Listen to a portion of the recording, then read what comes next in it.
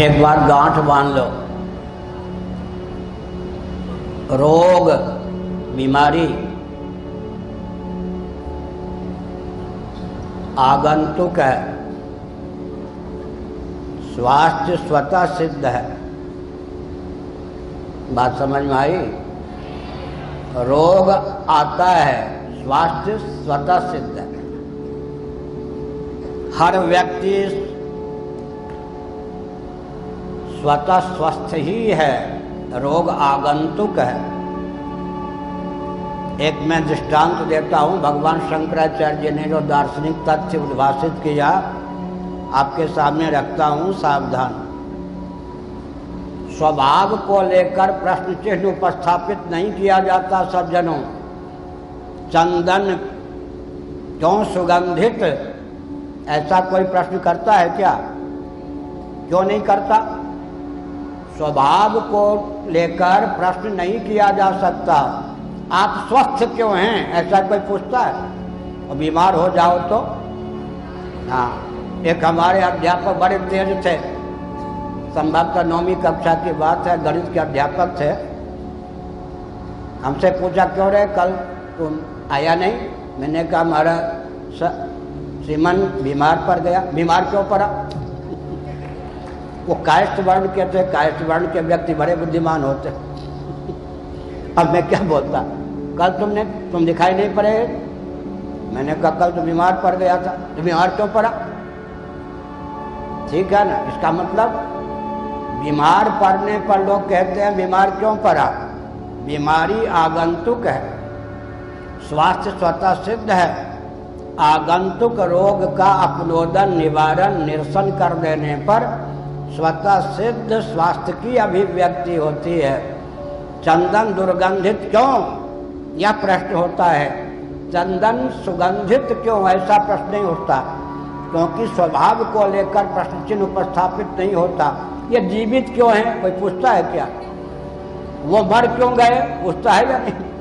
क्योंकि मृत्यु आगंतुक है, जीवन स्वाभाविक है। तो स्वास्थ्य स्वतः सिद्ध है, रोग आगंतुक है। आगंतुक रोग का निवारण कर देने पर स्वतः सिद्ध स्वास्थ्य की अभिव्यक्ति हो जाती है। एक चीज यह समझने की आवश्यकता है। दूसरी चीज सद्गुण कहा। जिसके जीवन में जितना सद्गुण होता है उतना ही स्वस्थ रहता है। जो अपने जीवन में जितना दुर्गुण पालता है उतना ही अस्वस्थ रहता है। संयम सद्गुण का मूल है, स्वाध्याय सद्गुण का मूल है, सत्संग सद्गुण का मूल है। इसलिए व्यक्ति को संयम के द्वारा स्वस्थ रहने का प्रयास करना चाहिए।